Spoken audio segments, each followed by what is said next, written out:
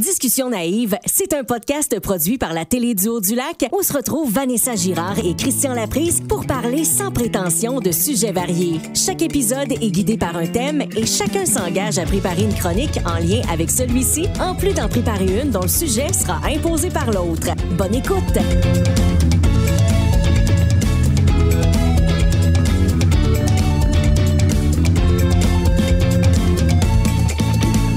Bonjour, bienvenue à un autre épisode de Discussion naïve. Salut Christian. Salut Vanessa, comment vas-tu? Hey, ça va bien, là. Je suis contente. On dirait qu'on fait nos émissions de plus en plus dans des journées différentes. Là, on est samedi aujourd'hui. L'après-midi. Je trouve que ça nous donne une belle petite vibe. On est-tu l'après-midi? Tu vois, je pensais quasiment qu'on était le matin. Moi, je suis tellement déboussolée, ça doit être, je sais pas, le printemps, mais on est effectivement l'après-midi. J'allais dire, ça doit être parce que tu t'es levé à midi. C'est probablement pour ça que tu te sens levé à midi. Mais comme tu l'as dit, je travaille dans un bar. Tu m'as dit ça un matin, mais je t'ai rappelé que le bar fermait à 9h en ce moment. C'est pas grave. Moi, je me lève à midi quand même. On est bien contents aujourd'hui. C'est un peu un épisode spécial parce qu'on est à mi-chemin.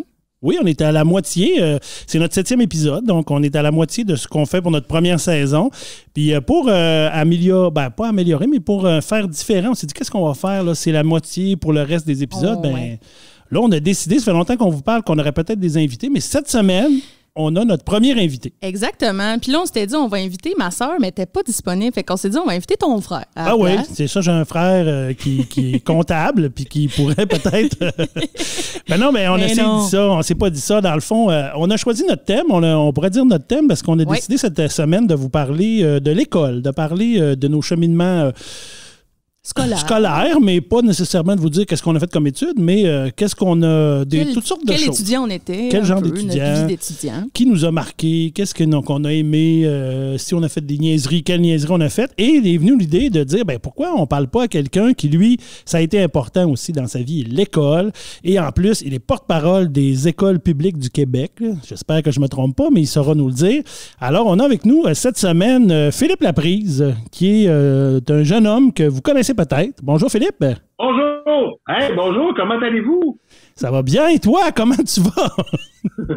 Ça va super bien. Bon, d'entrée de jeu, il faut le dire que je suis quand même ton frère, Christian. Oui. Et que Vanessa, je la connais parce que, en tout cas, c'est pas de vos affaires pourquoi je la connais, mais je la connais. Oui, t'es mon frère et puis ça fait tellement longtemps qu'on s'est vu en vrai. Là, on se voit pas en vrai parce que vous comprendrez que tout ça est grâce à la technologie et en Zoom. Donc, Philippe est en Zoom chez lui et donc on est là. Mais ça fait longtemps, tantôt avant de commencer, je lui ai dit, mon Dieu, que ça fait longtemps qu'on s'est pas fait un gros câlin viril de deux gros monsieur virils. Puis là, il a full pleuré. Oui. C'était vraiment touchant. J'ai pleuré. Mais c'est pas grave. Mais en fait, parce que quand on se fait des câlins, Christian puis moi, ce qui est tannant, c'est que Christian doit mettre sa bedaine à gauche, moi je mets ma bedaine à droite, puis là on peut se coller. Parce que sinon, on se rend pas. Sinon, ça fait des bizarres de câlins. On dirait deux messieurs qui se frottent le nombril. C'est étrange. Oh mon Dieu. Fait que gros câlin de bedaine virtuel et bienvenue à Discussion naïve comme premier invité. On est bien content que tu aies accepté notre invitation. Puis je pense que l'école est un bon sujet pour te recevoir. On t'a souvent entendu en parler. Oui, vraiment, c'est vraiment cool. Moi, ça m'a toujours passionné, l'école. C'est pour ça que je suis resté si longtemps au secondaire. Fait que, je veux dire, comparé à Christian, moi, on a deux cheminements scolaires très différents, moi puis Christian. Mais on a le même nombre d'années de scolarité, les deux. Effectivement, moi, on a fini, en fait, l'école à la même âge. Moi, mon bac et lui, son secondaire. C'était à peu près ça, Donc, deux graduations. Oui, on a eu 2 balles de finissant, mais différents. Oui, exactement. Moi, j'en ai eu, en fait, 3 des balles de finissant, mais j'en ai eu un vrai. Philippe, écoute, on voulait te parler parce que dans la chronique, dans ce qu'on s'était dit comme chronique, on voulait aller sur parler des personnes significatives dans notre parcours scolaire. Puis on s'est dit que, pour t'avoir déjà entendu en parler dans d'autres événements, je me suis dit, Philippe, il y en a eu plusieurs, des gens un peu significatifs dans son parcours. Fait que c'est un peu ça qu'on voulait discuter avec toi de ce côté-là. Puis de ton rôle aussi avec les écoles publiques où tu es porte-parole depuis quand même quelques années. Donc, on voulait parler un petit peu de ça. 5 ans? Oui, 5 ans que je suis porte-parole. En fait, je suis porte-parole pour la semaine des écoles publiques. Fait que ça, c'est en octobre. C'est tout le temps un concept très différent d'être pour la semaine des écoles publiques est en octobre, mais pour les écoles publiques en général. Fait que c'est une semaine dans l'année où on célèbre un peu plus l'école publique. Tu sais. Mais oui, effectivement, l'école publique, pour moi, ça a toujours été quelque chose de très important parce que, je le dis tout le temps, l'école publique ne m'a jamais abandonné. Là, je sais pas, vous deux, mettons, est-ce que vous étiez des élèves modèles? Bon, Christian, je le sais, là. Mais est-ce que toi, Vanessa, t'étais une élève modèle? Écoute, moi, j'avais des bonnes notes, puis c'était facile pour moi, l'école. Fait que j'en profitais pour faire beaucoup de mauvais coups. J'ai vraiment eu une phase très rebelle contre toute forme d'autorité. J'étais souvent dehors des cours. Le directeur appelait tout le temps mes parents. Mais, tu sais, en même temps, j'avais des 90%. Des fois, d'ailleurs, je me dis, imaginez si je m'étais forcée. Si j'avais étudié, peut-être qu'aujourd'hui, ce serait tout autre chose ma vie, mais j'avais pas beaucoup d'intérêt pour ça. Puis c'était facile pour moi de pas étudier, fait que je prenais la voie facile, puis je donnais du fil à retordre pas mal aux profs. Là. Je niaisais tout le temps, je voulais faire rire tout le monde. Ben, puis elle nous a raconté dans un épisode précédent qu'elle est déjà sortie compter des roches. Mais je pense que je l'ai pas raconté. Tu l'as pas raconté? Je pense tu me l'as raconté juste à moi? Toi. Ah, Caroline. Mais en fait, c'est un peu le point de départ de notre sujet d'aujourd'hui parce que dans un autre épisode, on parlait de l'école, puis il y a une de mes meilleures amies qui m'a écrit « J'écoute ton podcast et ça me fait penser à la fois où tu es allé compter des roches. » Puis je peux bien le raconter parce que je pense que j'étais en secondaire 3, j'étais dans un cours de maths. Mon prof, Stéphane Maltais, je pense, avec qui j'ai fini par bien m'entendre en secondaire 5, mais ça a été plus difficile cette période-là. J'arrêtais pas de jaser, tu sais, avec mes amis en arrière, puis j'écoutais pas. Puis Mané, ça faisait plusieurs fois qu'il nous le disait, arrêtez de parler. Puis là, Mané, c'est comme vraiment tanné. Puis il a dit, bon, là, je suis vraiment tanné, là, Vanessa, tu prends tes affaires, puis tu t'en vas.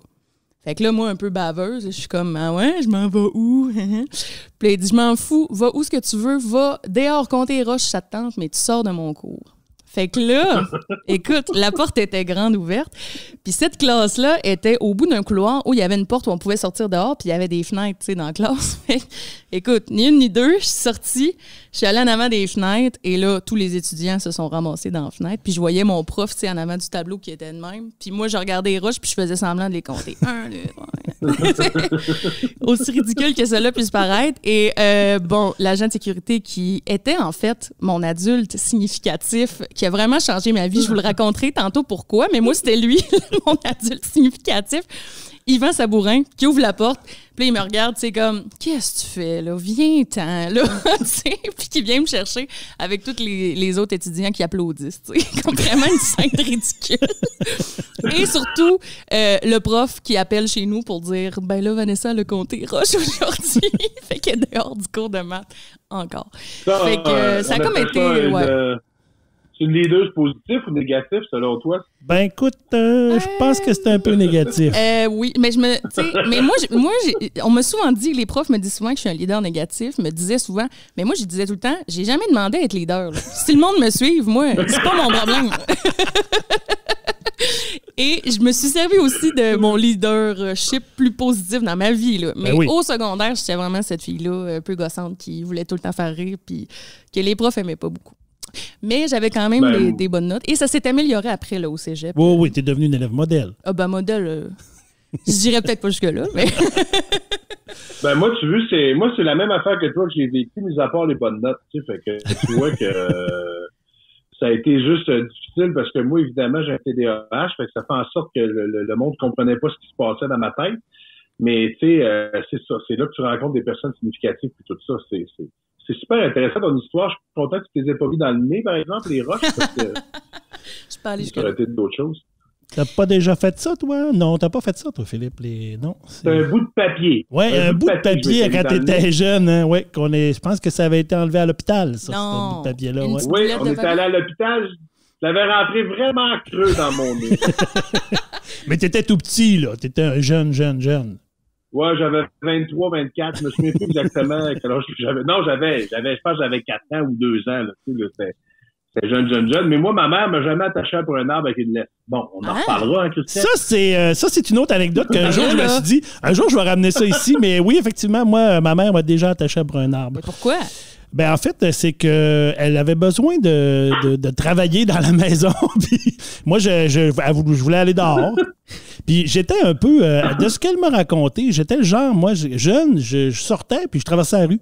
Puis d'ailleurs, elle m'a déjà raconté une histoire où j'ai traversé, mais genre en avant d'une voiture de police qui a été obligée de freiner là, à côté des 2 pieds de bout sur le break. Puis là, je sors de police, les polices qui sortent pour dire à ma mère « Ramassez votre enfant! » Fait que ce qui fait que... C'est peut-être suite à ça. J'ai des photos. Écoute, peut-être, je vous montrerai ça sur le Facebook du podcast. J'ai des photos.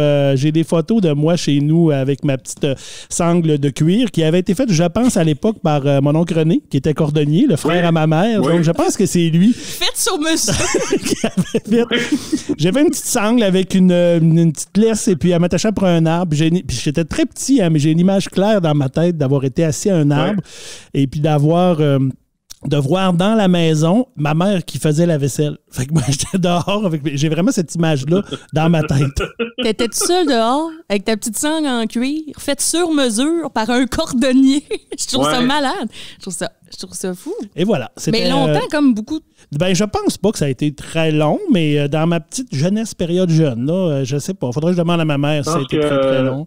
Mais je pense qu'ils ont arrêté de faire ça quand ils t'ont mis ton espèce de collier avec ton nom décrit dessus pour te ramener. Là, oui, il y a eu ça, ou quand ils ont inventé la DPJ. Il y a peut-être un des deux. Oui, c'est un des deux, tu sais. Ou le collier à puce, c'est un des deux. Le collier électrique, là, tu sais, maintenant, on est passé le plus loin dans la technologie. Ça. Avec sort du terrain.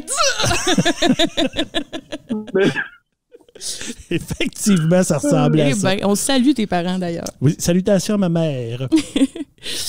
Donc, c'est ça. Ben moi, j'ai parlé un peu de comment j'étais. Phil aussi, mais Christian, toi, moi, je sais pas, t'étais comment? Ben écoute, moi, j'étais un élève quand même relativement sage et discipliné à l'école. J'avais des bonnes notes, je réussissais bien, mais un peu comme toi, je réussissais avec facilité.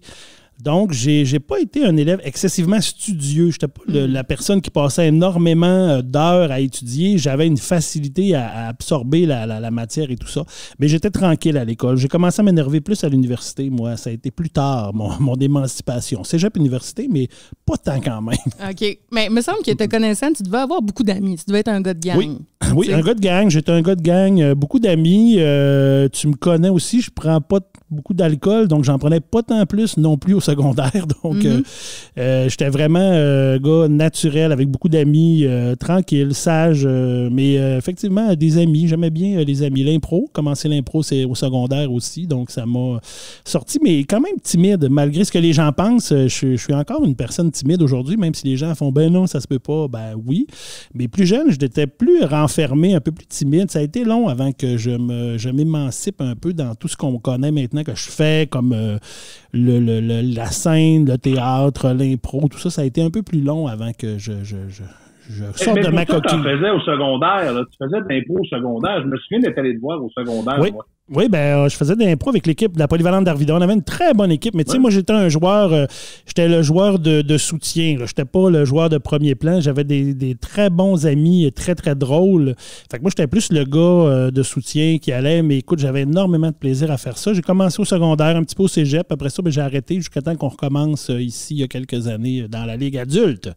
Bien, je sais pas si pour toi ça a été le cas, mais souvent dans ces affaires-là extrascolaires, les ligues d'impro et tout ça, il y a souvent là, des adultes significatifs dont on va se rapprocher plus parce qu'ils sont rattachés pour nous à un loisir ou un passe-temps qu'on aime. Je sais pas si tu avais un coach d'impro. Oui, on avait un coach d'impro qui s'appelait François, mais c'est un gars que je connais. Mais j'ai pas tant de souvenirs. Parce que c'était un jeune, en fait. C'était pas vraiment un adulte. Okay. Nous, on était au secondaire, puis lui, je pense qu'il était au cégep. Fait que, c'était pas une personne adulte. Fait que, mais ça a été notre coach. Mais ça a été plus, je dirais, dans l'équipe qui a été significative. Le groupe qu'on était de jeunes à ce moment-là, qui était vraiment significatif, puis qui ont vraiment aidé à avancer dans plusieurs choses dans ma vie, là, dans ce rôle-là aussi. Mm-hmm. Puis vous, M. Laprise... T'as fait ça de l'impro, toi?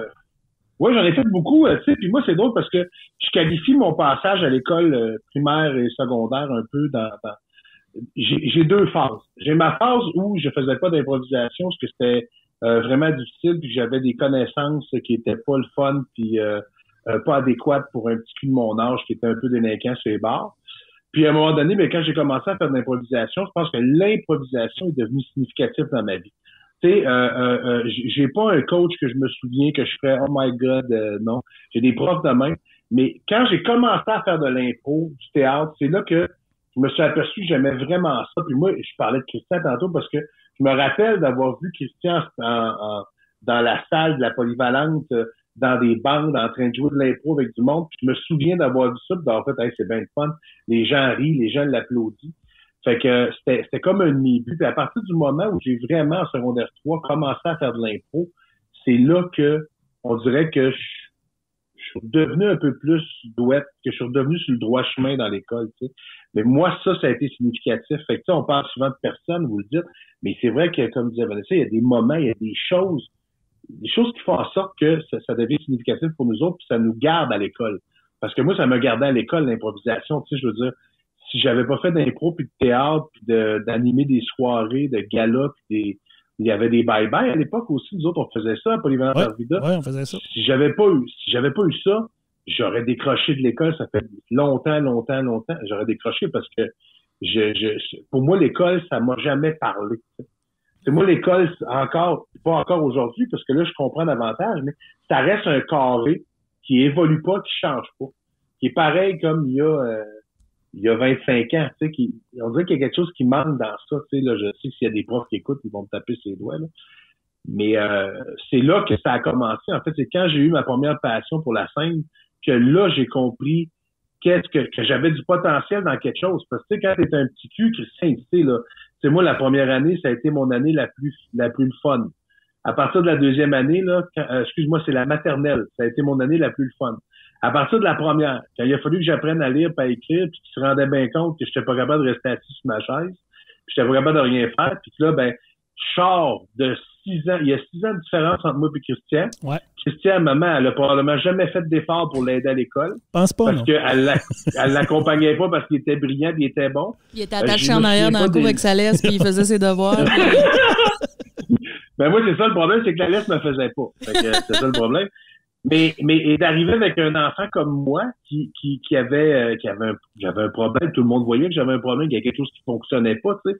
Mais là, le fait que j'accumulais du retard, parce que là, si en première année, j'ai pas appris à lire et à écrire comme du monde, ben là, j'arrive en deuxième, j'ai pas appris plus, j'arrive en troisième, écoute, je me souviens, moi, d'être arrivé à ma 6e année, je me souviens de ce meeting-là avec la direction puis les parents, où j'entends, ben, il y a rien appris en 6 ans.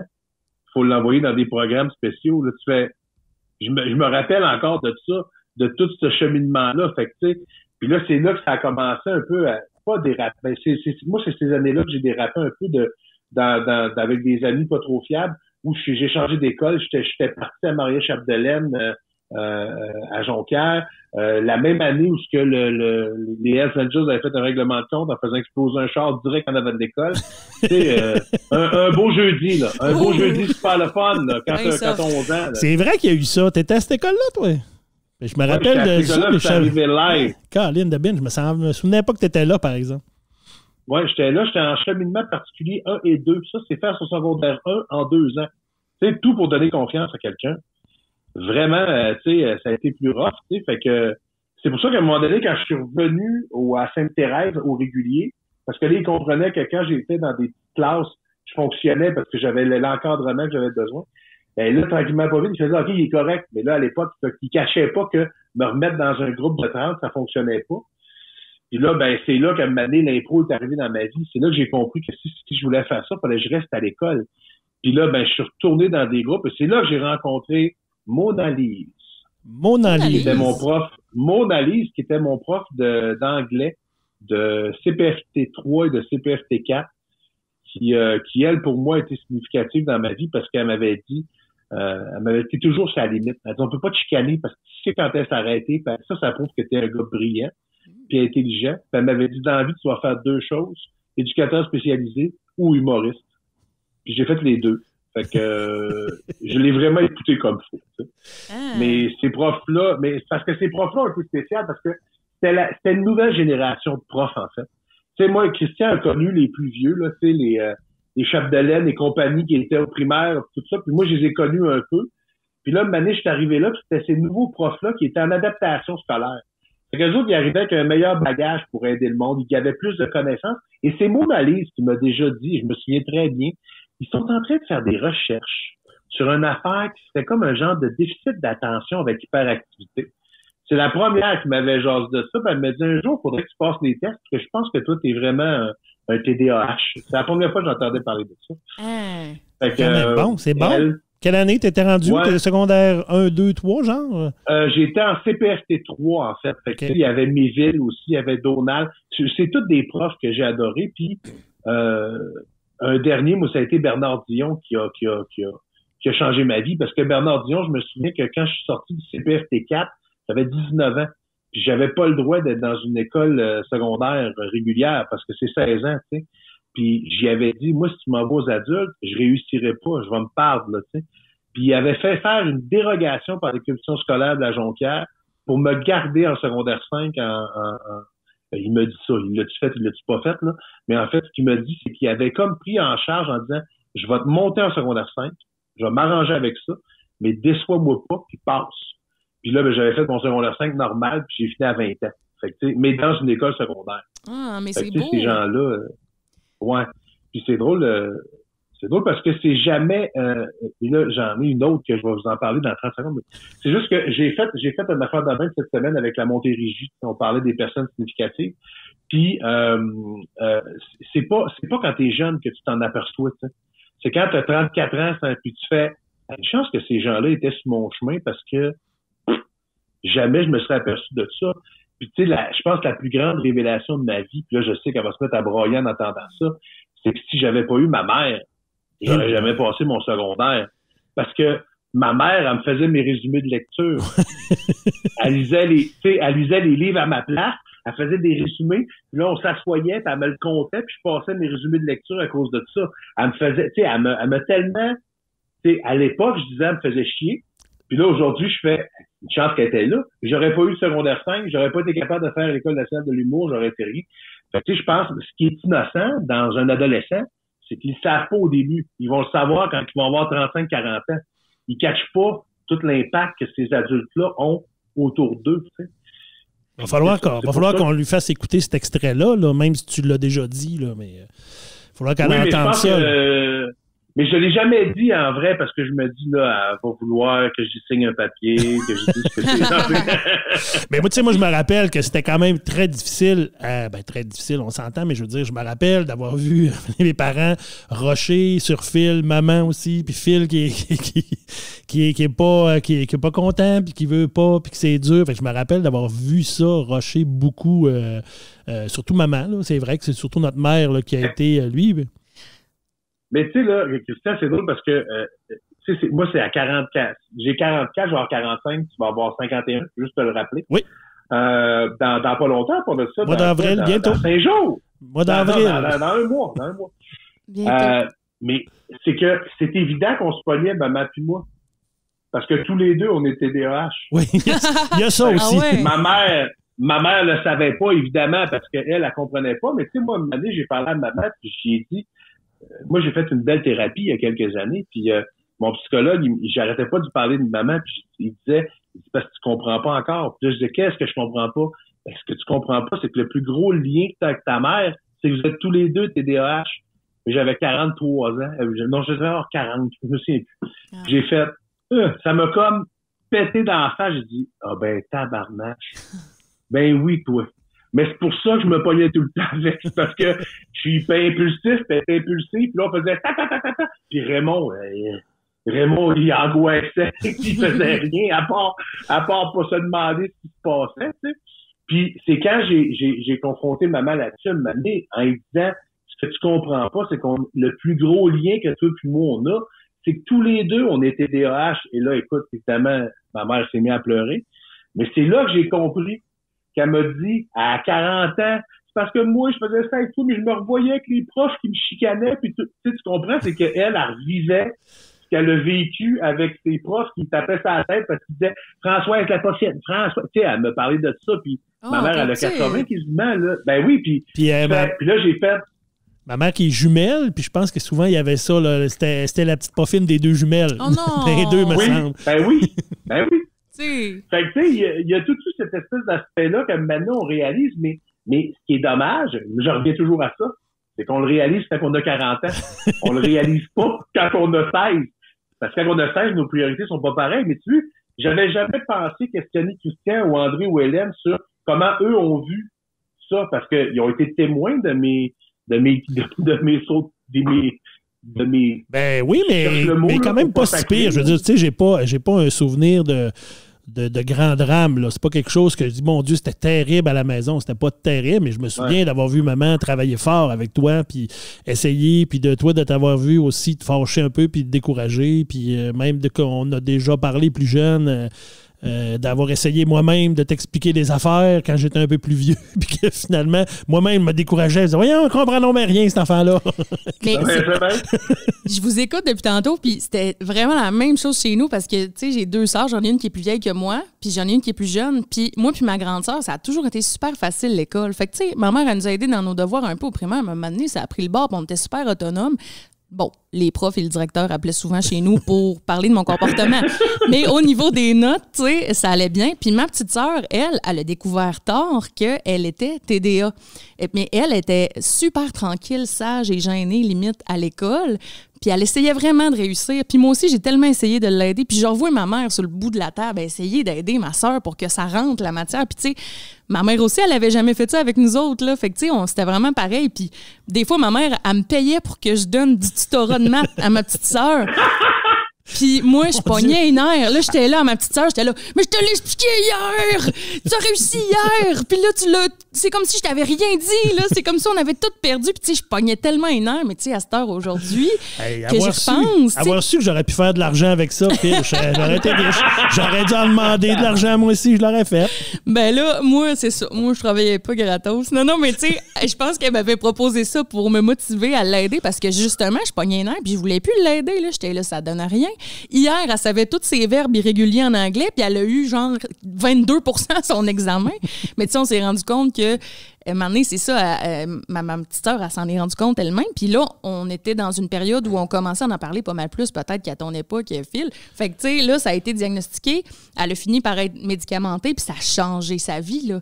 Elle est allée finir son secondaire aux adultes, puis pour une fois, elle passait. Tu sais, elle avait des 75, des 80, puis elle pleurait de joie, là, parce que ça a vraiment tout changé. Fait que, tu sais, même aujourd'hui, ils sont diagnostiqués encore plus jeunes, là, les enfants, là, tu sais.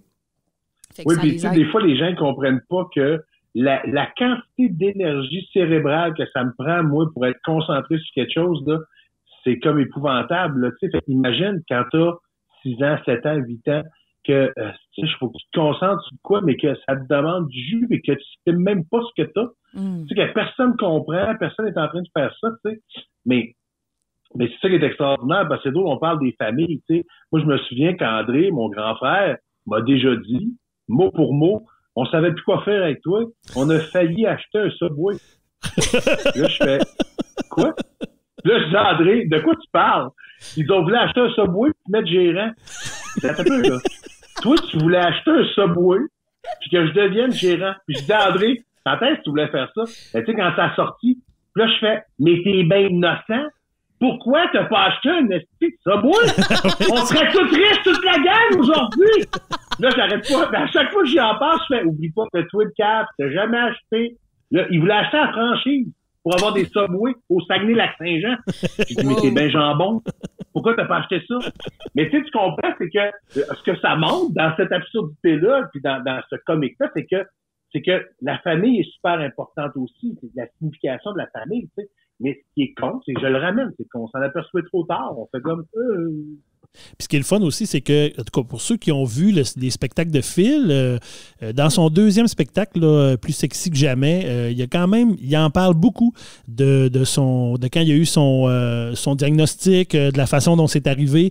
Puis il y a vraiment des belles images sur qu'est-ce qui se passait dans sa tête avec le feu. Là. Moi, je me rappellerai toujours le feu de joie là, autour du feu. Puis c'est vraiment le fun de voir ça. Puis tu sais, ça aide à comprendre. Tu sais, puis je dis ça, bon là, vous allez dire, j'ai un parti pris parce que c'est mon frère, là. Oui, effectivement, oui, mais pas juste ça. Je suis quand même critique, puis je suis capable mais j'ai vraiment trouvé ça très bon comme image, très bon comme spectacle, de vraiment, puis bien comprendre, parce que, bon, pour avoir travaillé aussi, moi, comme ergothérapeute avec des enfants qui avaient des TDAH, puis tout ça, ben ça aide aussi de comprendre comment ça peut se passer dans leur tête, parce qu'effectivement, eux autres, à 4-5 ans, ils savent pas vraiment, puis ils sont pas capables de t'expliquer ce qui se passe dans leur tête. Fait que ça met des images, puis ça aide à comprendre, puis à dédramatiser aussi aussi tout ça, puis de dire, bien ça existe, ça se peut. Il faut juste être capable de trouver la bonne voie pour accrocher ces jeunes-là, ces enfants-là, puis les faire pour qu'ils apprennent. Ça va prendre des voies différentes que les voies traditionnelles, mais il faut les trouver. Puis il faut être capable de tomber sur des adultes qui comprennent ça, puis qui sont capables de t'amener sur ces voies-là aussi, et qui n'iront pas juste te dire, comme tu dis si bien, l'école est carrée, moi je suis rond, puis on essayait de me taper pour que je rentre dedans, mais ça rentre pas. Fait que là, c'est comme de trouver qui c'est qui va trouver la bonne formule pour arrondir l'école, pour que les ronds soient capables de rentrer dedans aussi. C'est un peu ça, l'idée. Oui, puis aujourd'hui, on va se le dire, là, c'est de plus en plus de même. Là, même des fois, j'en vois beaucoup des écoles, justement à cause des écoles publiques, puis je constate que les classes sont super adaptées, que les profs ont réussi à faire des miracles pour des élèves. T'sais. Même un élève qui rentre dans une école primaire, là, puis qui n'a pas de diagnostic, s'ils ont des doutes, ils vont déjà mettre en place autour de lui des interventions. Ils vont déjà faire ça. Fait que, tu sais, aujourd'hui, ça m'inquiète plus. Tu sais. Puis en même temps, à l'époque, ben, j'ai pas le choix de juste le pardonner parce qu'ils ne savaient pas. Tu sais, je veux dire, si tout le monde avait été au courant, puis que personne n'avait rien fait, là, je pourrais peut-être me faire des millions en les actionnant. Mais là, je peux pas parce que personne ne le savait. Tu sais. Puis souvent, on est porté toujours. Tu sais, parce que là, on parle évidemment, parce que j'ai eu des difficultés scolaires, on est beaucoup dans les élèves qui ont des difficultés, qui a été significatif pour un élève en difficulté, mais il faut aussi parler des fois de ces gens comme Christian, comme toi, qui ont, ben, toi, tu as eu, Vanessa, une petite passée délinquante, là, mais Christian, lui, il était plus comme une espèce de petit ange, que, tu sais, il y avait du fun. C'est sûrement que les profs tripaient dessus, là, tu sais. Ben, moi, il était toujours bon, il rendait service. Puis moi et Philippe, on a 6 ans de différence. Alors, quand Philippe est arrivé au primaire, ils ont fait « ça va être c'est le petit frère à Christian, ça va bien aller. » Et non! Surprise! Hey, moi, c'était le contraire. Là. Moi, ma petite sœur est rentrée au secondaire, puis tous les profs étaient comme « Oh, c'est la sœur de Vanessa. Attention, ça va... » Puis, tu sais, ma sœur, c'est un ange, là, tu sais. Puis là, elle me le disait « Tous les profs te connaissent. » Ouais, tous les profs me connaissent. Mais tu sais, on parlait beaucoup de difficultés, c'est vrai, de difficultés d'apprentissage et tout ça. Puis tu sais, il y en a plein des diagnostics. Mais des fois aussi, quand tes notes ne souffrent pas, comme ça a été mon cas à moi, personne n'a pensé de me diagnostiquer quoi que ce soit. J'avais des bonnes notes. Fait que c'était comme si, tu sais, je tombais un peu dans les cracks, là, dans le sens que, bof, plus ton on a des problèmes avec son comportement, mais il y avait des raisons à ce problème-là. Tu sais, aussi, je challengeais l'autorité. Tu sais, j'avais des choses à exprimer que j'ai compris par après. Mais moi aussi, j'avais besoin d'adultes significatifs. Puis je veux vraiment parler d'Yvan, l'agent de sécurité, que nous, on appelait ça des SAGLAC dans notre école, parce que c'était la compagnie SAGLAC Sécurité qui s'occupait d'eux autres. Puis sur leur uniforme, tu sais, c'était écrit ça, SAGLAC, fait qu'on disait le SAG. Où est-ce que tu es allée à l'école, hein, Vanessa? T'étais où, toi? Moi, je suis allée à l'école Jean Gauthier, à Saint-Cœur-de-Marie, qui est une toute petite école. Puis ce qui avait ça de particulier aussi, parce qu'au départ, c'était secondaire 1, 2, 3, puis après ça, on allait faire 4 et 5 à Alma. Mais mon année, ils ont décidé d'agrandir l'école, puis de faire 1, 2, 3, 4, 5. Fait que j'ai été dans la première cohorte de finissant de Jean Gauthier. Le premier bal de finissant, le premier album, et 3 ans de temps, les plus vieux de l'école. Parce que là, on était en secondaire 3, on était les plus vieux, en secondaire 4, puis en secondaire 5 aussi. Fait que là, c'est comme c'est ton école en tabarnouche. Tu sais, quand ça fait 3 ans que t'es comme dans les plus vieux de l'école. Fait que moi, j'étais souvent escortée par Yvan chez le directeur, ou il venait me chercher dans mon cours, ou tu sais, il me connaissait bien. Puis, on avait développé une belle relation. Tu sais, c'est ça aussi un adulte significatif. C'est juste la relation de confiance, de respect aussi de cette personne-là. Tu sais, elle est dans ton estime, puis tu veux comme... Que lui aussi, il t'estime, tu sais. Puis en secondaire 5, moi, j'avais fait de la radio étudiante quasiment tout mon secondaire, mais on mettait juste de la musique. Puis en secondaire 5, on a demandé des micros. On s'est dit, on va partir ça, on va parler, tu sais. Puis c'était super challengeant et gênant, mais on l'a fait, puis on parlait. Puis à un moment donné, l'agent de sécurité, Yvan, arrive dans radio étudiante, il a l'air accablé. Il est là, c'est qui vient de parler, là?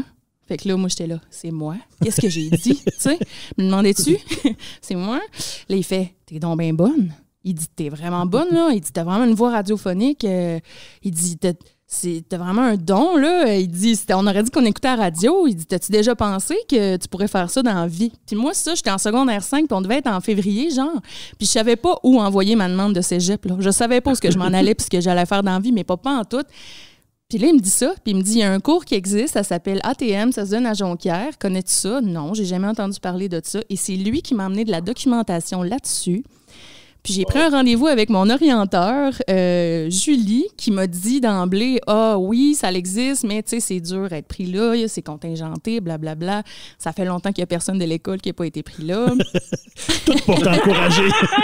Fait que là, je suis comme, ah, OK. Elle dit, fais-toi là, on s'entend qu'elle n'a pas été significative. Là. Elle n'a pas été significative dans ta vie. Un peu moins. Fait que je me suis inscrite en ATM, mais j'ai été acceptée, puis j'ai fait de la radio. Puis regarde, aujourd'hui, je suis animatrice dans une station de télé, puis j'ai toujours... Tu sais, ça, là, sans Yvan, j'aurais même pas su que ça existait. Puis je sais pas s'il le sait aujourd'hui, je l'ai jamais revu. Je sais pas si quelqu'un qui écoute ça le connaît, mais j'aimerais vraiment ça qu'il le sache. Il a vraiment changé ma vie. Puis j'ai recroisé Julie, l'orienteur, à peu près 3 ans plus tard. Puis je travaillais pour une station de radio, j'étais journaliste, et elle a donné une conférence de presse parce qu'il y était quelque chose qui était sorti à l'école. Puis elle m'avait vue, puis elle était venue me voir, puis elle était super émue. Puis elle avait dit, je suis tellement contente pour toi. Elle dit, moi, ça avait été mon rêve d'être journaliste, puis j'avais été refusée en ATM.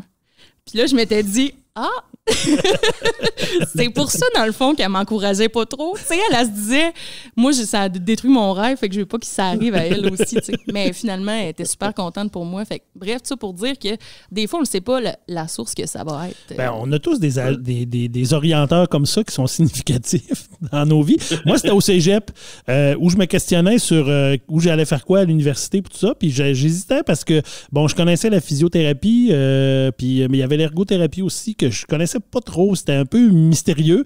Puis j'étais allé voir l'orienteur pour lui demander c'est quoi la différence? Es-tu capable de m'expliquer? Puis sa réponse avait été va en physio, c'est moins compliqué. Fait que là, j'ai comme fait waouh, quel bon conseil d'orienteur!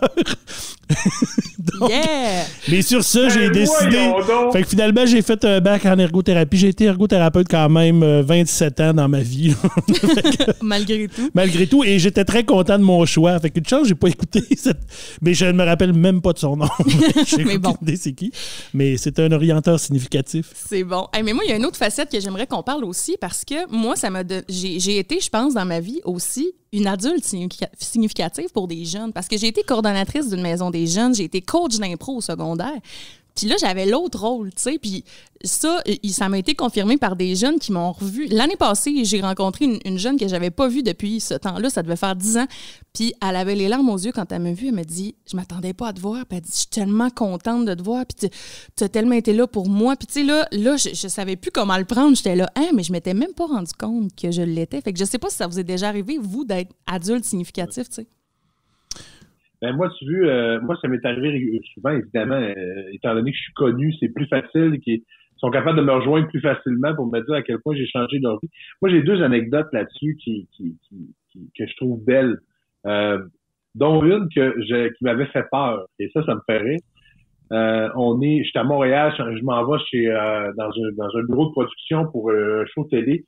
Puis là, j'étais avec mon auteur Pascal Mailloux, fait qu'on jase. Puis là, il y a un gars qui rentre dans l'ascenseur avec nous. On est juste moi et Pascal.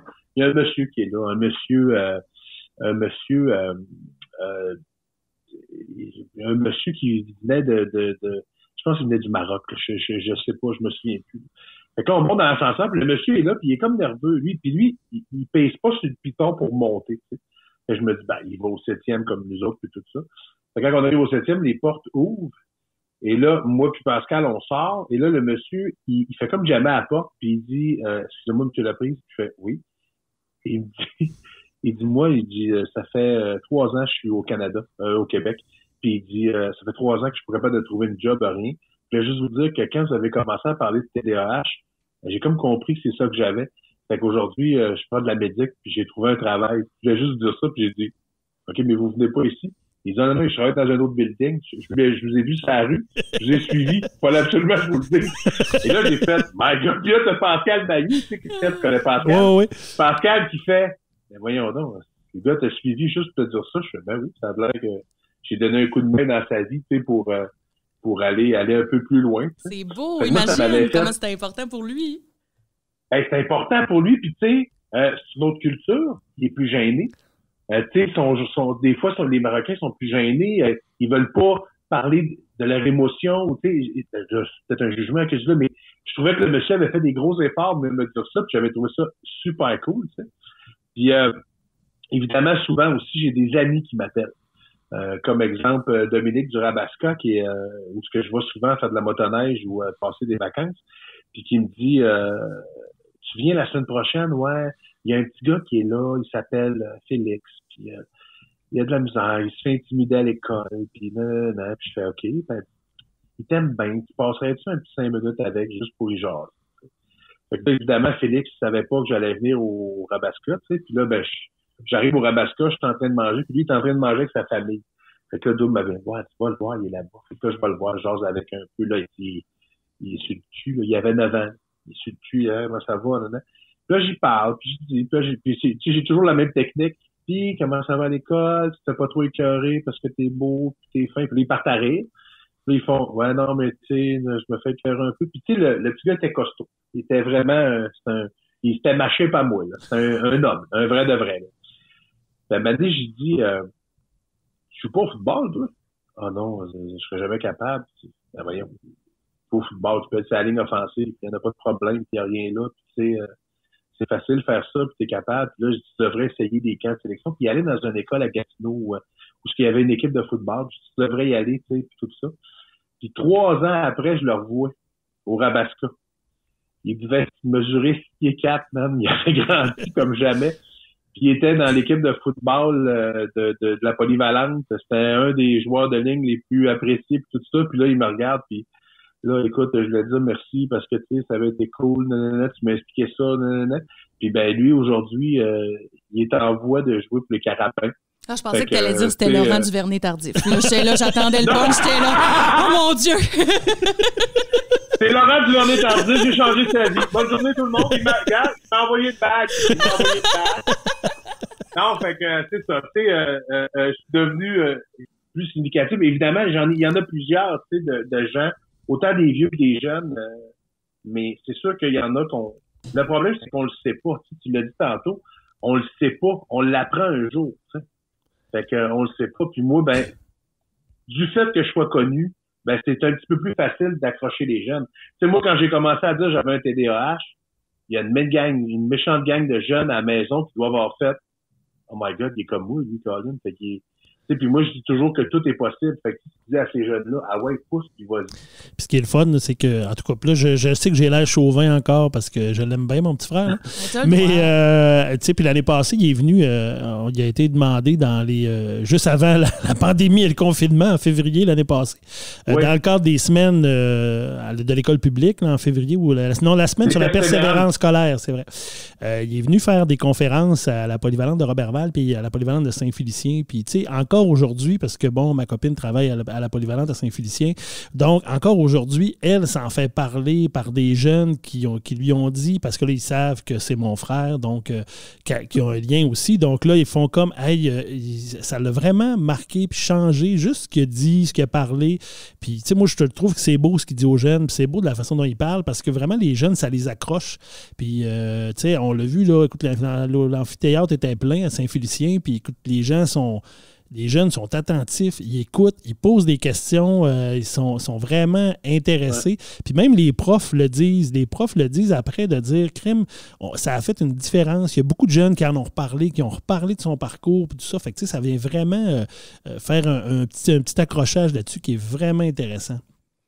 Ben, souvent, les gens, ils pensent que, tu sais, les jeunes, surtout, là, ils pensent que je suis arrivé là, moi, puis que j'ai jamais eu d'embûche dans ma vie, puis que, tu sais, ça a été, oh, wow, t'es tellement chanceux, tu roulais sur l'art, t'étais capable d'aller à Montréal, t'as fait. Mais c'est pas du tout ça, tu sais, c'est souvent de tracer la réalité, puis évidemment, moi, je parle souvent aux petits poquets. Tu sais, moi, je dis tout le temps, sont où les petits poquets dans les écoles? Amenez-moi voir eux autres, c'est à eux autres que je veux parler. Je veux parler aussi aux autres.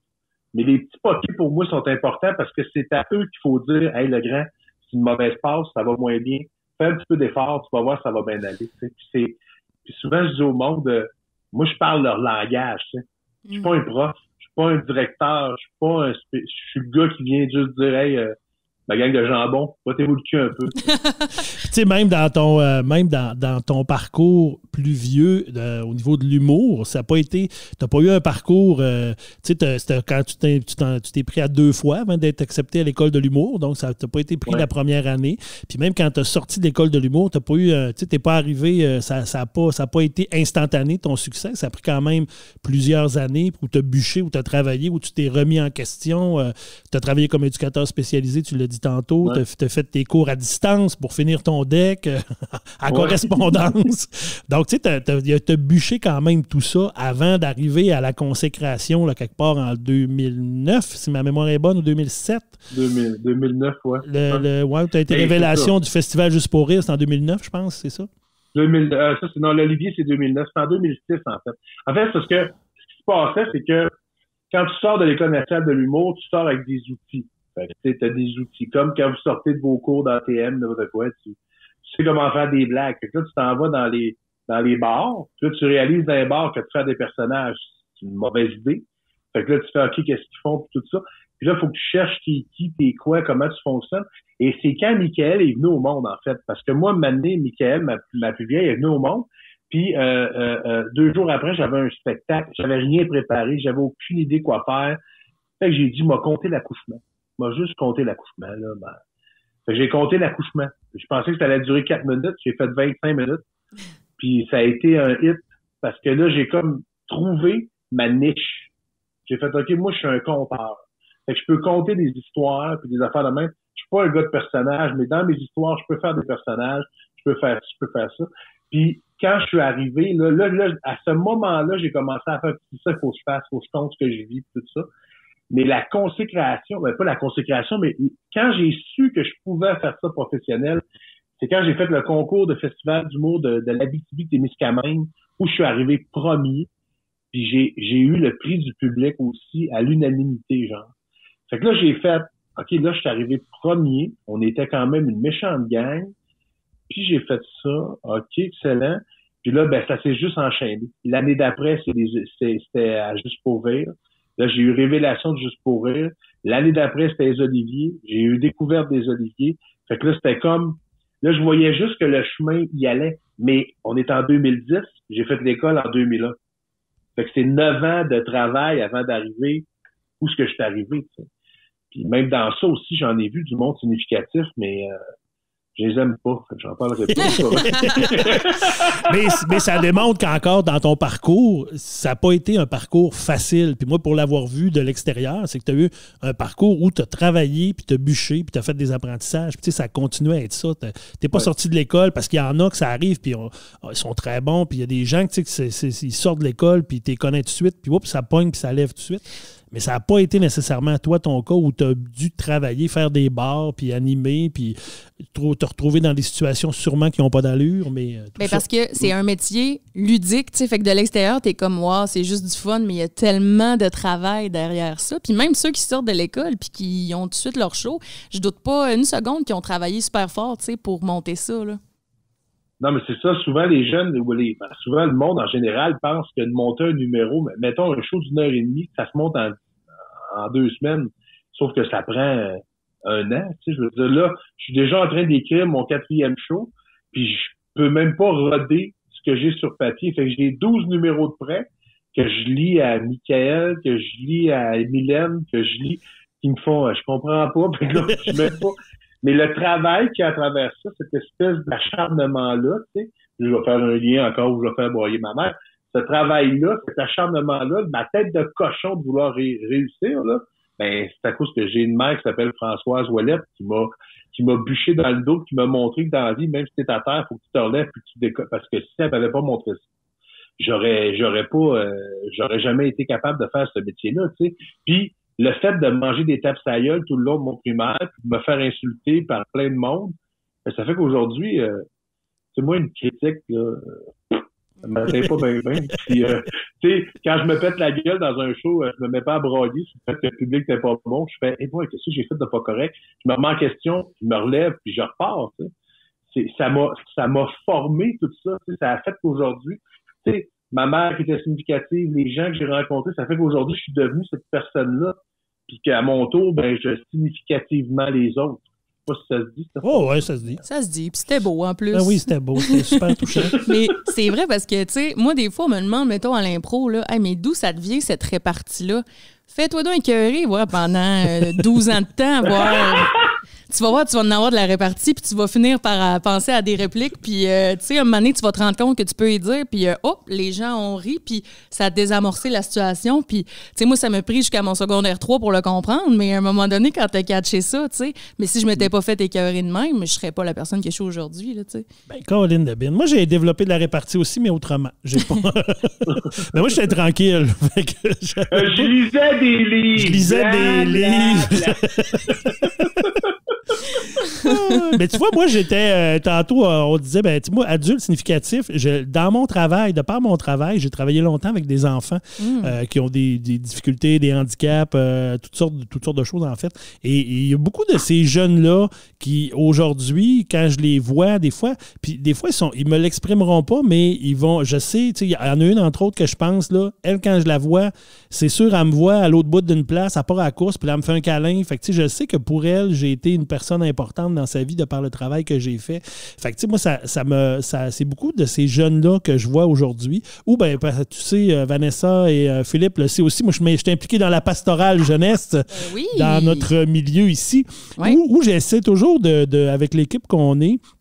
On est quand même plusieurs, mais moi, c'est très important de dire, moi, je veux amener ça en 2020. Je veux pas faire de la pastorale comme moi j'ai eu ou comme il se faisait il y a 50 ans. Je veux faire de la pastorale moderne, qu'on parle aux jeunes, de parler de quelque chose qui va les accrocher en 2021 parce que on peut pas leur parler nécessairement comme on parlait en 1980 de ces choses-là. Fait que j'essaie beaucoup de raconter, d'être plus raconteur, puis avec la guitare, puis on chante, puis on dit des niaiseries, puis faire des blagues, puis c'est beaucoup ça. Ça aussi, tu vois que les gens y accrochent, puis souvent, je me fais dire à quel point hey, si tu n'étais pas là ou si vous n'étiez pas là, cette équipe-là, ou si vous ne le faisiez pas comme ça, Moses, que ça serait plate ou qu'on n'accrocherait pas à ces choses-là.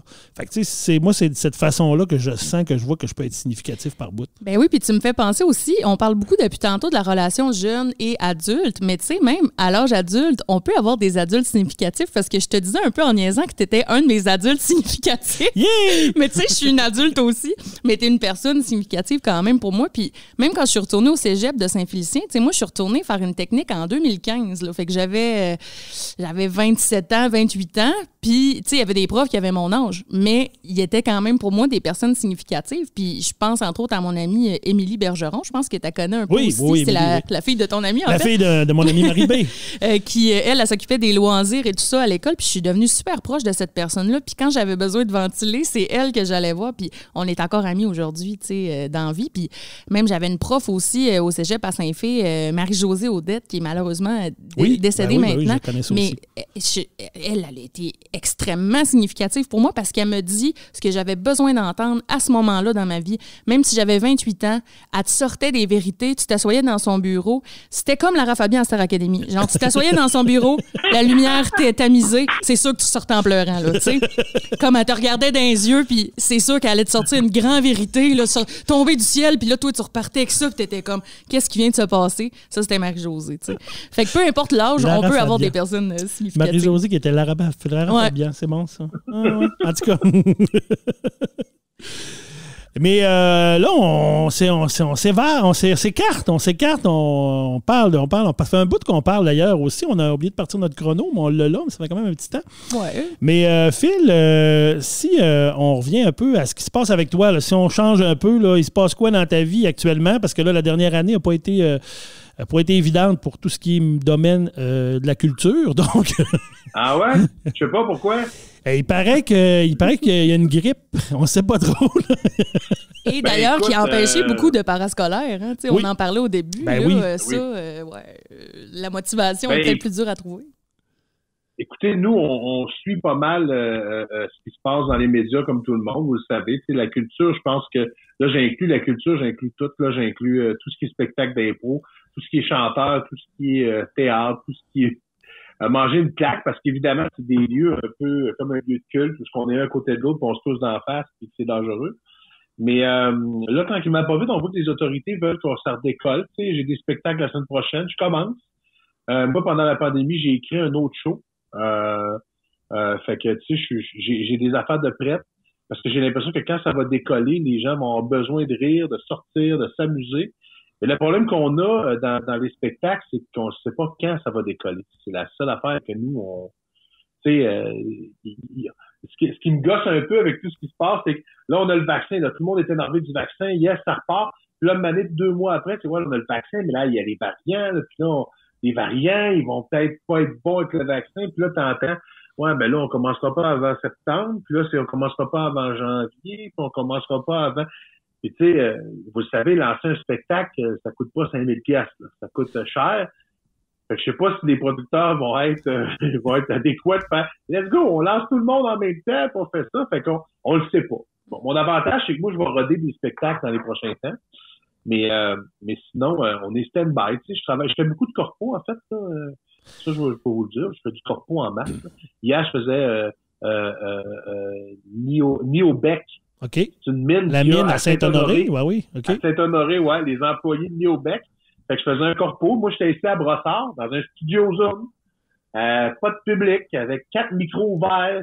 Sylvie riait, Marc riait, Monique parlait à sa fille. Puis c'était bien fun. On a eu, je pense que c'était Pierre-Luc Pomerleau puis moi. En fait, je fais tout avec Pierre-Luc Pomerleau, c'est un titre, on fait des shows ensemble. Puis c'est ça ma réalité en ce moment. Tu sais, je fais beaucoup de shows télé puis tout ça. Évidemment, Saguenay-Lac-Saint-Jean, ben là, on a trouvé le moyen de récupérer les pubs qu'on avait faites avant la pandémie. Fait qu'on est en train de travailler là-dessus, retourner pour que cet été, les pubs passent. Donc, la pub où on voit mon frère dans une des pubs, que j'ai bien hâte de vous voyez. Celle où je fais une académie pour être un sosie de Philippe Laprise. Voyons, c'est bien. Je t'ai pas conté ça. Ben, ça me dit de quoi, mais tu m'avais pas conté l'affaire de l'académie. C'était genre, quand est-ce qu'on a tourné ça, en 2018? Ouais, ou 2000, je pense, non, 2019. Fin de l'été 2019. Ça devait passer. 2020. Ça devait passer à l'été 2020, mais effectivement, tout était enlevé parce que l'été passé, le tourisme, c'était une autre affaire. Ouais. Mais tu sais, c'est quand même, ce qui est le fun quand même, c'est que, tu sais, puis tantôt on disait qu'on était énervé aujourd'hui, puis c'est fun, mais nous autres, on est en zone orange, donc contrairement à toi qui est en zone rouge, nous on est en zone orange, donc les spectacles sont recommencés, et ce soir, je vais voir un spectacle, et je sais pas, ça remonte à quand, la dernière fois que je suis allé voir un show à la salle, donc ce soir, je vais voir Quartz ici à la salle, avec Nathalie, avec Jacques et Marjolaine, que tu connais très bien aussi. Ouais, donc, puis tu sais, puis même qu'avant, on se rencontre à la microbrasserie, là, on va comme faire wow, on va prendre un verre avant, puis on a le droit. Mais la peur qu'on a, nous, les humoristes, c'est de savoir à quel point les gens sont à l'aise d'aller voir un spectacle. T'sais. Sont à l'aise d'aller voir de quoi. Parce que là, si, mettons, tout le monde était vacciné, je dis pas, là, tout le monde serait heureux, tout le monde serait content. Mais là, d'aller avec quelqu'un, tu sais, il y en a un qui tousse à côté de toi. Mais c'est quand même. Moi, c'est ça ma peur. Ben, c'est quand même. Tu sais, je suis pas encore allé, je vais voir ce soir, mais j'y aille, mais c'est quand même, les normes sont respectées. Tu sais, les billets, quand on a acheté les billets, tout est écrit, voici comment ça va se passer, c'est masque en arrivant, tout ce qui est le bar est pas ouvert, tout ça. Fait qu'on arrive le plus proche possible. C'est comme des petits îlots, je pense, qui ont été faits dans la salle, séparés en petites bulles. Donc, c'est vraiment. Mais tu sais, tout ça veut dire qu'on peut pas faire ça le comble. Là, on vend moins de billets. Non, c'est sûr. Fait qu'il faut calculer tout ça aussi. Mais ce qui est le fun, c'est qu'il y a une vie culturelle qui reprend tranquillement. C'est ça qui est intéressant. Puis j'ai l'impression que c'est ce qu'ils veulent aussi tranquillement, les autorités, même avec les variants, les vagues, le vaccin qui n'est pas encore tout là. Je pense qu'ils veulent quand même parce que veut pas, la santé mentale des gens, ça a été excessivement difficile dans la dernière année. Donc ça fait aussi partie de petits bonheurs qu'on peut avoir. Tu sais, c'est pas drôle, là. Je vais voir un show, puis je suis énervé comme si. Je sais pas trop quoi, mais comme si je suis énervé. Ben, c'est sûr, ben oui. Non, mais écoute, Marc-André m'a appelé. Marc-André, c'est mon éclairagiste. Il m'a appelé aujourd'hui parce qu'il dit hey, la semaine prochaine, on a un show. Je fais oui. Ben, on fait quoi? Ben, on va faire un show. Ben, qu'est-ce qu'on fait? Ben là, appelle la salle. Il dit tabarnak, ça fait 1 an que j'ai pas fait ça. Je suis nerveux. Tu vois, Marc-André, t'es nerveux. Je dis appelle la salle, demande-lui s'il y a des micros, des affaires de même, puis je charge avec les autres. Ah, t'as raison, excuse-moi. Puis là, moi aussi, je réalise que t'as peu là, moi, je m'en vais roder la semaine prochaine. Je sais mes affaires comme du monde. J'ai préparé mon stock. Là, c'est la première fois que je m'en vais dans une tour d'orange, en plus. Puis là, ben, nous, on peut pas se déplacer nulle part. Fait que nous, on arrive à l'hôtel. On commande de la bouffe à l'hôtel. Quand la salle est prête puis que le spectacle va commencer, ils vont nous appeler genre une demi-heure, 1 heure avant. On s'en redirige là-bas. On reste dans nos loges. On a 3 loges séparées, les 3. Puis on reste là, puis on fait le show, puis on s'en va. Puis Là, j'ai hâte de voir si je vais avoir du plexiglas en face. Là, je sais pas trop si ça va être ça, mais tu sais, un peu de même, là, au lieu d'être 400-500, on va être 250 ou 200, là, je sais pas. Là. Puis, tout est adapté en termes aussi il y a moins de monde, il y a moins de tout, mais on est tout un peu fébrile. Bon, comment ça va se passer, comment ça marche, les artistes. Fait que c'est le fun. C'est fun de voir ça, mais j'ai hâte de voir comment ça va se concrétiser à soir. Puis Marc-André qui s'était quand même recyclé en déneigeur aussi l'hiver passé. Oui, déneigeur. Moi, ce qui me faisait le plus de peine dans la pandémie, c'était ça. Ouais. Moi, j'avais un éclairagiste, un gars de son qui me suit depuis déjà pratiquement 10 ans, tu sais. Puis je fais Colin, ces gars-là sont tombés sur le chômage du jour au lendemain, bang. Puis c'est des travailleurs autonomes, là. C'est pas comme moi que je peux faire de la télé, je peux faire de la radio, tu sais, eux autres, ils ont fait, il y avait plus rien, tu sais. Fait qu'ils ont vécu sur la PCU. Et ben Marc-André, lui, son frère, il avait une compagnie de déneigement. Il avait déneigé tout l'hiver, là, tu sais, mais c'est quelque chose. Puis, je sais pas, je veux juste le souligner, les diffuseurs de spectacles ont fait aussi beaucoup d'efforts avec nous autres pour arriver à des compromis de fun parce que, tu sais, aller là à 3, c'est pas là que je vais rentrer dans mes frais, là, tu sais, je vais partir avec mon petit cachet minimum UDA de 189$. Je vais faire yeah! Je vais mettre 90$ de gaz dans mon truck. Je vais faire yeah! Je vais prendre 100$. Je vais donner les 25% à Martin, mon gérant. Payer la moitié de l'impôt. Prendre le 35$. Puis m'acheter une boîte de donuts. 189 pour l'UDA, c'est pour un 10 minutes, ça? Oui, c'est 10 minutes, mais tu sais, je l'ai négocié, là. OK, c'est bon. Mais c'est ça, tu sais, fait que, tu sais, je vous dirais qu'en ce moment, on est à la merci, en fait, de ce qui se passe autour, tu sais, puis on est stand-by, mais, tu sais, moi, j'ai eu beaucoup de Zoom avec des humoristes qu'on se rencontrait pour le fun, puis je disais, soyez prêts, parce que si vous êtes pas prêts, vous allez passer tout douette, là. Parce que moi, mon feeling, c'est quand on va avoir le go, ça va vraiment exploser. Je pense que ça va exploser ça va faire un bébé boomer. Je suis convaincu que dans 5 ans, on va se rendre compte qu'il y a plus d'enfants. C'est penser à tous ces hommes et ces femmes qui n'ont pas vu leur maîtresse et leur amant. Pensez à eux autres. T'imagines-tu comme un jour, tu trouves ça plate à la maison avec les bonnes femmes? Ben, j'y pense. Je pense à ça, puis je te reparle. Mais c'est vrai qu'on oublie quand même tout l'aspect des tu sais, tu parlais de Marc-André tantôt, puis Philippe, là, qui est ton gars de son, puis tu sais, tu dis, on oublie ces gens-là dans l'ombre qu'eux autres, ils sont à la merci d'artistes comme toi ou comme n'importe quel groupe, tu dis, ben, ces gens-là sont tombés le bec à l'eau du jour au lendemain, puis il y en a tellement des gens comme ça dans toutes sortes de corps de métier que c'est tombé comme ça. Puis qu'il faut qu'ils se renouvellent, fait que ça va être de voir aussi, vont-ils être au rendez-vous quand ça va redécoller, s'ils se sont trouvés d'autres travails ou d'autres choses, puis ils ont trouvé d'autres passions ailleurs, ils sont peut-être pas au rendez-vous. Fait que ça va être de tout voir aussi comment ça va s'orchestrer, ces affaires-là. Bien hâte de voir ça. Ouais. J'ai hâte de voir, moi, si le public va être au rendez-vous. Ben ça, moi, je pense que oui. Parce que malgré tout, j'ai l'impression que les gens ont tellement hâte de faire de quoi puis de sortir de cette espèce de marasme-là qu'il y a, là, de cette pandémie-là. Ben, que si c'est sécuritaire puis que j'ai l'impression que les gens vont y aller. Je pense aussi, puis je vais faire un parallèle avec la microbrasserie où je travaille au Coureur des Bois à Dolbeau. C'est ouvert depuis peu, là, c'est notre 2e semaine, puis on se demandait ça, tu sais, le staff, il va-tu avoir du monde? Tu sais, le monde va-tu avoir peur de sortir? Tu sais, ça sera pas pareil, des plexiglas, des ci, des ça.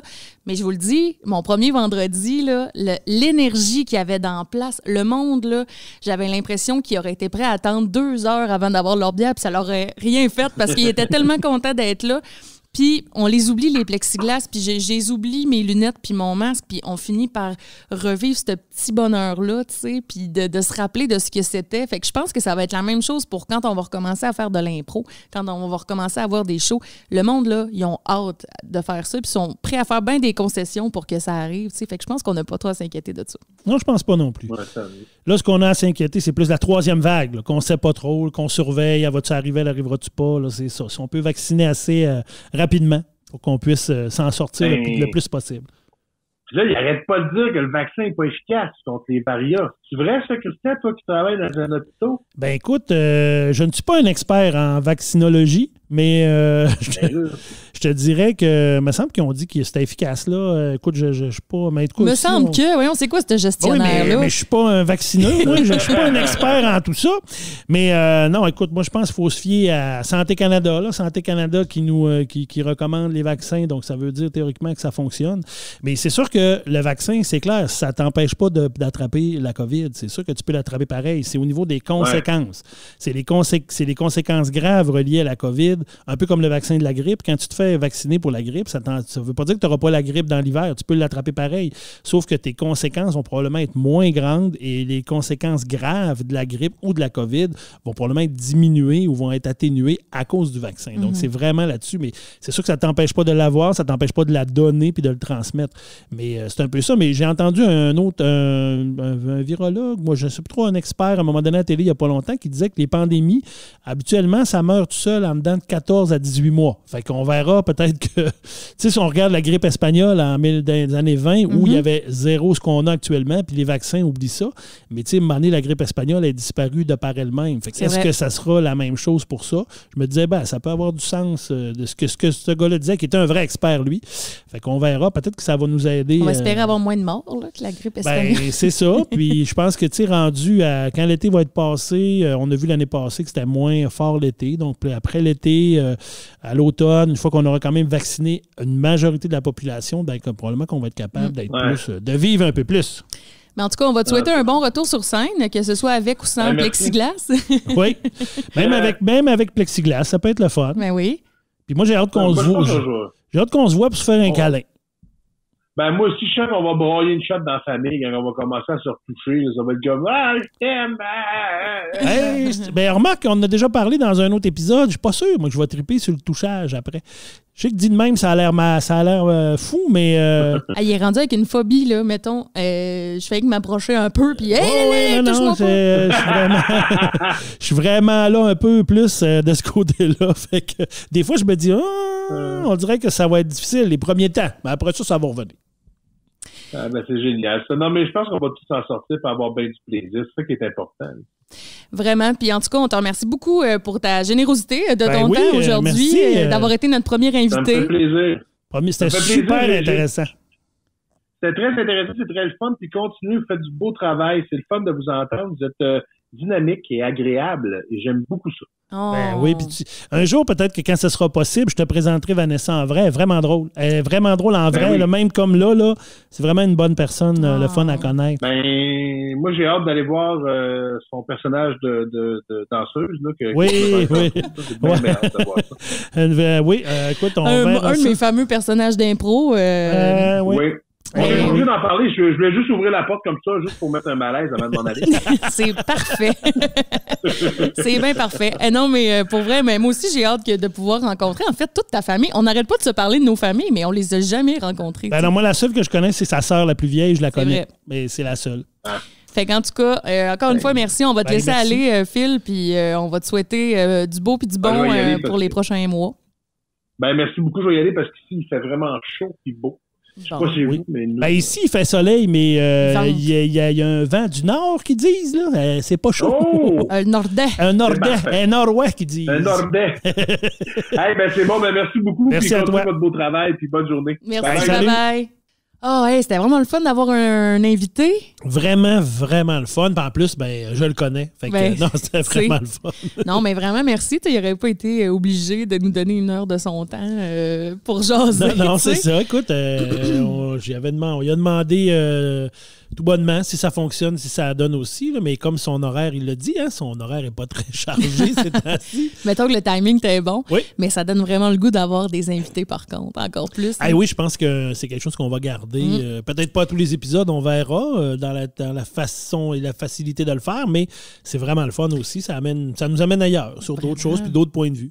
Et si vous avez aimé ça, écrivez-nous, parlez-nous-en. Comment vous avez trouvé ça qu'on ait un invité? Oui, là, on avait un invité en plus de Marc. Là. C'est sûr que j'avais un lien particulier que c'est plus facile à approcher, mais... Oui, tu as utilisé tes j'ai utilisé mon contact, mais peut-être qu'on verra. Peut-être que d'autres invités de Marc pourraient arriver d'un coup, qu'on a d'autres possibilités. Je pourrais inviter ma sœur, tu sais. Ça serait moins connu, mais tout aussi intéressant. Tout aussi intéressant. Mais là, Vanessa, j'ai je m'aperçois que dans tout ça, là, moi, je t'ai pas parlé de mes... j'ai pas parlé de mes adultes significatifs, moi, dans mon parcours. C'est vrai qu'on a passé vite, hein? Oui, ben je vous écoutais, puis je trouvais ça beau. Fait qu'on dirait qu'à un moment donné, j'ai fait, hey, j'ai pas parlé des miens, puis... on fait ça là. Ben, on va faire ça là. Écoute, rapidement, là, pour tout ça, ben moi, j'ai eu... on en a parlé un peu, là, Phil le dit, là. C'est sûr que moi, j'ai eu un parcours scolaire plus facile. J'avais une facilité, donc ça a été un peu plus facile. Donc, j'ai moins de souvenirs au niveau académique de personnes significatives adultes. Là, j'en ai un peu moins de ce côté-là. Mais par contre, je me rappelle quand même de professeurs qui ont marqué une façon dont moi je suis aujourd'hui. En fait, j'en ai deux qui, un peu dans leur façon d'être, qui ont marqué un peu la façon dont moi je suis aujourd'hui. Et c'est professeur secondaire 2, Antonio Mascolo, qui était un frère de l'institution chrétienne qui demeurait à Québec ou demeurait au Saguenay, mais il venait enseigner les sciences religieuses, parce qu'à l'époque, on avait un cours de sciences religieuses. Mm-hmm. Et Rosaire Gagnon, qui a été mon professeur d'histoire secondaire 4, qui sont deux petits bouts d'hommes, des deux personnes, deux hommes pas très grands, pas gros, petite corpulence, mais écoute, ça a été des raconteurs et c'est vraiment des gens qui ont marqué. Antonio, entre autres, écoute, on était en secondaire 2 dans un cours de sciences religieuses, puis je te garantis qu'il n'y avait aucun niaisage. Personne parlait, tout le monde écoutait, tout le monde était vraiment fasciné parce que lui, il nous racontait l'histoire religieuse. Il n'y avait pas de notes, pas d'écriture au tableau. Puis pour passer son cours, tout ce qu'il fallait faire, il fallait participer. Donc, à chaque cours, mon Dieu, excusez, à chaque cours, donc, il y avait un élève qui était nommé, qui s'occupait, puis qui avait la liste des étudiants. Puis à chaque fois qu'on interagissait, qu'on posait une question ou qu'on faisait un commentaire sur ce que lui faisait, on faisait, l'élève faisait une coche à côté de notre nom. Puis là, lui, il regardait dans l'ensemble de ça, si on avait participé, si on avait été là, si on avait été présent, il faisait ses notes à partir de ça. J'imagine qu'on devait avoir des examens quelque part aussi à travers ça. Je me rappelle pas, mais c'était quand même super intéressant. Mais c'était le côté raconteur. C'est bien le fun. Je veux y aller. De voir un adulte en avant qui n'est pas dans un cours magistral, mais qui se promène dans la classe et qui nous raconte l'histoire de Jésus. On est en sciences religieuses. Et c'était la même chose avec Rosaire quand je suis arrivé en histoire en secondaire 4. Où on parlait de l'histoire du Québec. Et lui, écoute, il était debout dans la classe, il se promenait, il criait, il nous racontait ça. C'est quand tu nous as parlé des patriotes, et il était juste pour pas mimer les batailles, les affaires. Alors, c'est vraiment deux profs qui m'ont marqué. Puis qu'aujourd'hui, quand j'en ai parlé un peu tantôt à la pastorale, que j'aime ça raconter, puis j'aime ça, je me réfère tout le temps à ces deux personnes-là dans ma tête pour dire, crème, moi, quand j'étais jeune, là, ça m'a marqué ça parce que je trouvais qu'on apprenait bien, puis on apprenait plus. Fait que je me dis, quand je parle aux jeunes ou quand je parle même à des adultes, j'aime mieux parler, raconter que de lire ou simplement ou faire plus de cours magistrales. Donc, puis tu le fais bien. En plus, tu es un bon raconteur. J'ai quand même une certaine facilité. Oui, tu sais, c'est ça. Ça peut venir de là, tu sais, à quel point... C'est ça. Quand on est jeune, je pense qu'on s'en rend moins compte, comme on disait tantôt avec Phil, mais quand on vieillit, des fois, il y a des choses qu'on se rend compte, qu'on fait « on prend conscience, tu sais, c'est de là que ça me vient, tu sais. » Effectivement, je pense que ça a marqué puis ça a fait que dans mon parcours, j'ai toujours eu ça en arrière de la tête, de dire quand j'ai des choses à faire comme ça, je trouve ça plus le fun de le raconter puis je trouve que c'est plus significatif puis j'ai l'impression que les gens le captent plus, comme moi, je le captais plus à l'époque. Et un autre professeur qui a été significatif dans mon parcours, mais pour d'autres raisons qui ne sont pas...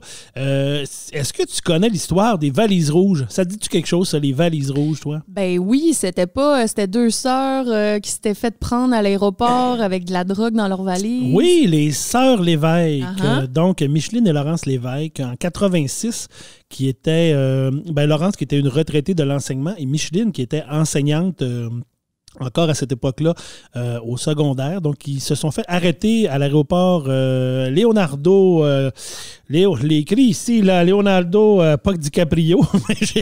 À l'aéroport. Leonardo da Vinci, tu sais, franchement. En 86. Oui, je suis comme, voyons, Leonardo DiCaprio, non. Alors, dans le fond, à Rome, à l'aéroport de Rome, Leonardo da Vinci, donc, ils se sont fait arrêter avec 6,5 kilos d'héroïne dans leur valise, dans un double fond, dans leur valise qui était rouge, d'où les valises rouges. Et Micheline Lévesque, à l'époque, était enseignante de français secondaire 4 et je l'avais comme professeur. Et c'était ta prof. Et c'était ma prof. Alors, ça a toujours été quelque chose de significatif dans un autre aspect, mais de dire, je me rappellerai toujours de ça. Puis je me rappelle même avant, parce que c'est arrivé en décembre, elle était partie, dans le fond, les sœurs Lévesque étaient parties en Inde, en voyage en Inde, ils voyageaient beaucoup, ils étaient partis en Inde, et c'est à leur retour, quand ils sont arrêtés dans un transit à Rome pour changer d'avion, où la drogue a été découverte dans les valises. Et je me rappellerai toujours, ils sont partis dans le temps des fêtes, donc ils partaient à le temps des fêtes. Puis un peu avant de partir, j'étais arrivé dans un cours, puis je me rappelle, je la vois encore, Micheline, elle avait comme une petite sacoche en sac à dos. Tu sais, des fois, les petites sacoches qu'ils mettent comme un sac à dos. Puis moi, j'avais dit, voyons, partez-vous en voyage. Si je rentrais dans la classe, le cours n'était pas commencé. Ouais. Partez-vous en voyage. Je disais, oui, je m'en vais en voyage, on s'en va là, nanana. Mais elle n'est jamais revenue. Donc, ça a été vraiment parce qu'ils ont été arrêtés le 7 janvier à leur retour de l'Inde. Hey, c'est capoté. Et c'était mon professeur de français. Et écoute, ça a été une histoire, ça, qui a marqué. Je me rappelle, écoute, on est en 86, les technologies de l'information, c'est pas ce que c'est aujourd'hui. C'est vraiment différent, mais là, ça a été dans les semaines suivantes, les camions satellites de toutes les postes de TV, de radio, de nouvelles, CBC anglais, tout ce que tu veux qui débarque à la polyvalente d'Arvida où j'allais à l'école. Puis là, tu fais comme tu vois tout ce monde-là. Je me rappelle d'avoir été demandé par la direction, j'avais fait une entrevue que j'ai jamais vu et que j'ai jamais réussi à voir, mais ça pour CBC, Radio-Canada anglais, j'ai jamais vu ça, mais quand j'avais été, tu sais, comme on voit aux nouvelles, là, des fois, là, vous la connaissiez, vous, puis... tu avais parlé en anglais? Ben, moi, j'avais décidé de la faire en anglais. Ça avait été difficile parce que je pouvais la faire en français, puis il l'aurait traduit, mais j'avais dit, on va s'essayer en anglais. Puis je pense que j'avais réussi pas pire. Il faut qu'on trouve ça, là, Christian. Ben, j'ai essayé de voir ça sur YouTube, mais je sais pas quoi chercher. J'ai cherché non, CBC. mais on va contacter CBC, là. On va dire, avez-vous dans vos archives? En tout cas, si on est capable de trouver ça, j'avais un petit pinch mou.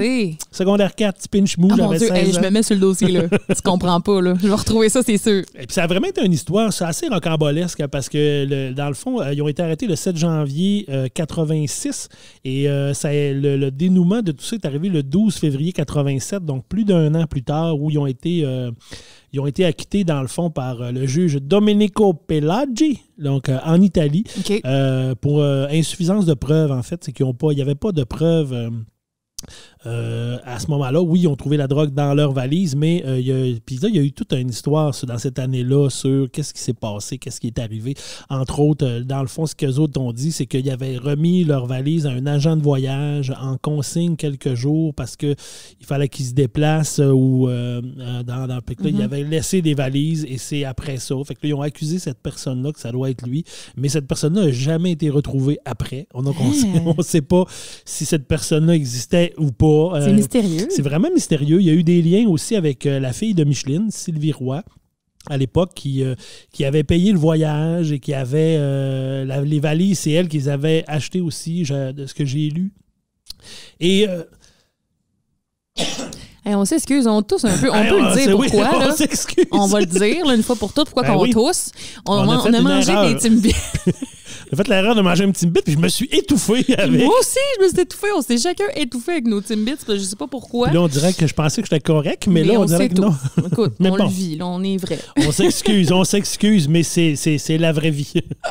Et c'est ça. Donc, il y avait beaucoup la fille de Micheline Lévesque qui avait été... Puis qu'il y avait à l'époque, on discutait, il y avait beaucoup des rumeurs qui gravitaient peut-être dans le monde des motards criminalisés. Fait que, il y a eu beaucoup de ça autour, mais on n'a jamais su l'histoire.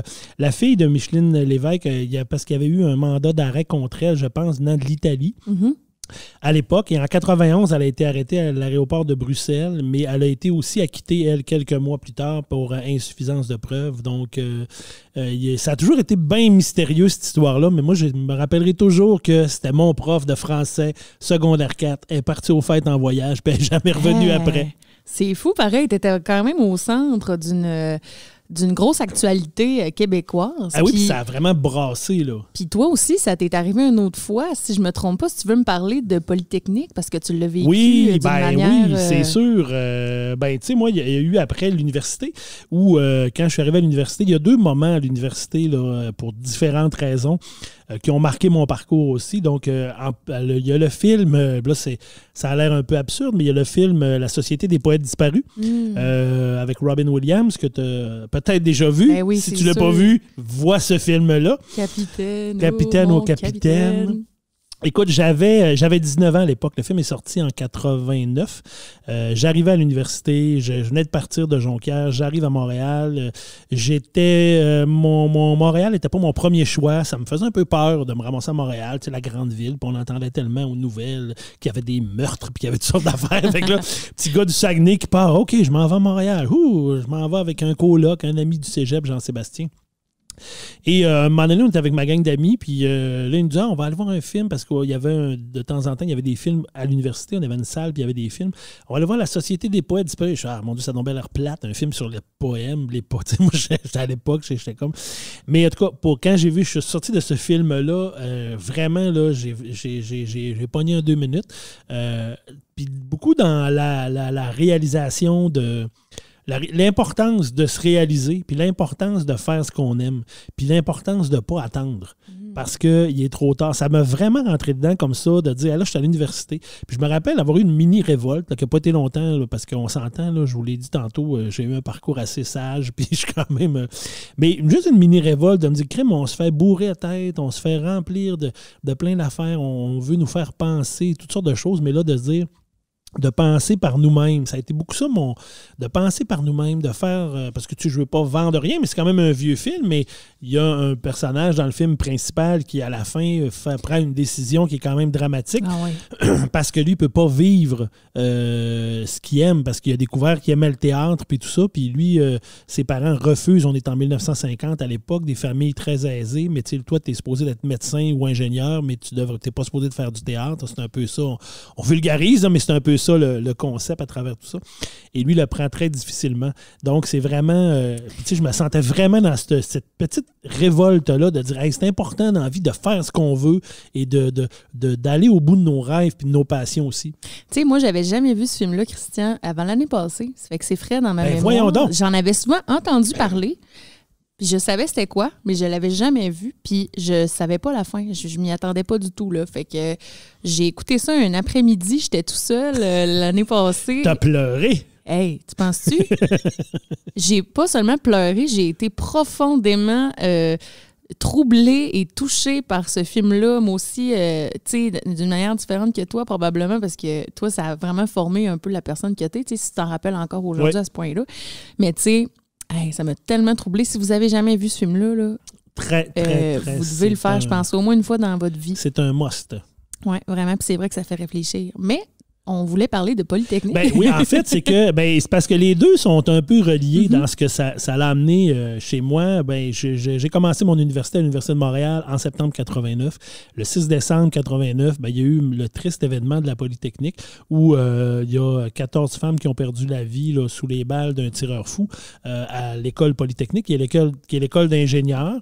À l'Université de Montréal, puis qui s'est aussi avéré plus tard, après, là, sur le moment, on ne le savait pas, mais après, dans le fond, ça a été tout un crime envers les femmes, donc une personne qui n'approuvait pas que les femmes puissent être dans des métiers non traditionnels. Et ça a vraiment été pour moi un déclencheur aussi, au même titre que ça. Au même titre de prendre conscience de... Hey, j'avais 19 ans, je suis tout seul à Montréal avec mon coloc, je suis parti de ma région où je ne suis jamais parti. C'est la première fois que je m'éloigne de ma famille. Et moi, mon coloc étudiait à la Polytechnique. À ce moment-là. Et puis là, il n'y a pas les téléphones, il n'y a pas les cellulaires, il n'y a pas rien. Fait que, c'est difficile d'avoir des contacts. Et je me rappelle, on était en fin de session, on était allé prendre un verre après notre cours. Il est 5h, 5h15. Je reviens chez nous avec mon ami Jean. Puis sur la rue, en m'en allant, on voit bien qu'il se passe de quoi à l'université, parce que ceux qui connaissent l'Université de Montréal, le pavillon principal et la Polytechnique sont sur le Mont-Royal, donc sont en hauteur. Et il y a beaucoup sur la rue Édouard-Montpetit qui est plus bas, il y a beaucoup d'appartements, c'est très étudiant dans ce coin-là. Et moi, je retournais chez nous sur cette rue-là, et là, tu vois les autos de police, les camions de pompiers montés vers la côte. Fait que tu dis, mon Dieu, ici, il doit y avoir un feu. Tu sais, les pompiers, les polices, il doit y avoir un feu quelque part en haut. Et là, on est le 6 décembre, c'est l'hiver, c'est pas chaud dehors. On croise un gars en chemise qui c'est sur le trottoir, puis nous autres, on jase, puis on regarde ça, moi puis mon ami Jean. Et la personne nous dit non, c'est parce qu'il y a un tireur fou dans la Polytechnique. Et là, moi, je suis presque rendu chez nous. Je lève mes yeux vers mon bloc appartement. Je vois que c'est noir dans mon appartement. Et je pense à mon coloc de l'époque, Jean-Sébastien, qui, je sais, c'était un mercredi. Le mercredi, lui, il finit ses cours à 17h, à 16h40. Puis, tu sais, c'était à peu près dans ces heures-là. Je pense que Marc Lépine est rentré à 16h30. Ça s'est passé entre 16h30 et 17h, la Polytechnique, quelque chose comme ça. Fait que je me dis, je sais très bien que lui, il est dans la Polytechnique théoriquement à cette heure-là. Il n'y a pas de cellulaire, il n'y a pas rien. Alors là, je rentre chez nous, je me dépêche, je dis, je vais aller chez nous, d'un coup qu'il appelle, d'un coup qu'il y a quelque chose. Écoute, et là, il y a eu, avant qu'on sache toute l'histoire, parce que là, on est en 89, on s'en rappelle, donc il n'y a pas d'Internet, il n'y a pas rien, il n'y a pas de réseau de nouvelles continues non plus à la télé. Fait qu'avant qu'on sache toute l'histoire que, bon, c'était des femmes qui avaient été visées, qu'on sache que c'était fini, qu'on sache ci, qu'on sache ça, bien là, t'es là, puis tu sais pas ce qui se passe. Et ça a vraiment été marquant de cette période-là qui a duré à peu près 2 heures avant que j'ai des nouvelles de mon coloc. Puis quand je l'ai vraiment réalisé, c'est à 6 heures. À ce moment-là, Vanessa, dans ces années... T'étais pas née, toi, en 89. J'avais 1 an. T'avais 1 an, OK. Donc, en 89, avant, au niveau du téléphone, tu sais, le jour, ça coûtait cher faire une longue distance. Puis après 6 heures, ça coûtait moins cher. OK. Fait que souvent, on attendait après 6 heures pour s'appeler. Moi, je me rappelle que mes parents m'appelaient. Écoute, appelle-nous après 6 heures. Ben oui, je vais vous appeler après 6 heures parce que ça coûte moins cher. Et je me rappelle, à 6h30, c'est 6h01 seconde, là, quasiment, le téléphone a sonné. Et c'était la mère de Jean-Sébastien. Et c'est là que j'ai pris conscience de ce qui se passait, parce qu'elle, qui était à Jonquière, savait que son garçon était dans la Polytechnique, étudiait à la Polytechnique, en tout cas. Elle ne savait pas s'il était dedans à ce moment-là, mais elle savait qu'il étudiait là. Et j'ai tellement senti de désarroi dans sa voix que c'est là que j'ai pogné 2 minutes de me dire, attends un peu, il se passe de quoi, puis de faire, hey, Jean-Sébastien, il est-tu correct? Pourrais-tu y être arrivé quelque chose? Ouf. Et là, ça a été très long, parce que ça a pris quand même. Puis là, le monde appelait chez nous. Tout le monde appelait chez nous. Hey, Jean-Sébastien, es-tu là? Il est-tu correct? Puis là, ben moi, d'être énervé, ben non, mais je vais raccrocher d'un coup qu'il appelle. Fait que, tu sais, j'étais vraiment dans cette effervescence-là. Et ça m'a vraiment... et finalement, j'ai eu des nouvelles de Jean-Sébastien. Il était correct. Lui, il a eu connaissance plus ou moins de ça parce qu'il était au 7e étage, au dernier de la Polytechnique. Donc, ça s'est passé tout là, au niveau du rez-de-chaussée puis du premier, deuxième, je pense, les événements. Fait que lui, à part quelqu'un qui est venu en disant « Barricadez-vous dans votre classe, barrez la porte, il y a un tireur fou dans la Polytechnique », c'est à peu près ce qu'il a vu, puis voir les lumières des chars de police par les fenêtres dehors. Lui, c'est ce qu'il avait vu, mais ça a pris du temps avant que j'ai eu de ses nouvelles. Puis quand j'ai eu de ses nouvelles, puis lui, c'était comme... lui, c'était des nouvelles genre, hey, la session est finie, on s'en va prendre un verre. Ouais, il s'est passé de quoi? Puis là, moi, ça a été de. Non, tu comprends pas. T'appelles ta mère là. Ouais, je vais. Non, tu l'appelles là, ta mère. Parce que là, elle t'inquiète en tabarouette. Et ça m'a vraiment. Ce qui m'a marqué dans toute cette histoire-là aussi, ben je reviens un peu à ce que j'ai dit tantôt, c'est moi de voir ces femmes-là perdre la vie parce qu'ils poursuivaient leur rêve de devenir ingénieurs dans une époque, effectivement, où il y avait moins de femmes dans ces domaines-là, puis où les femmes s'émancipaient un peu dans ça. Et ça m'a marqué. Moi, je suis allé à Chapelle-Ardente, je suis allé me recueillir devant les tombes de ces femmes-là.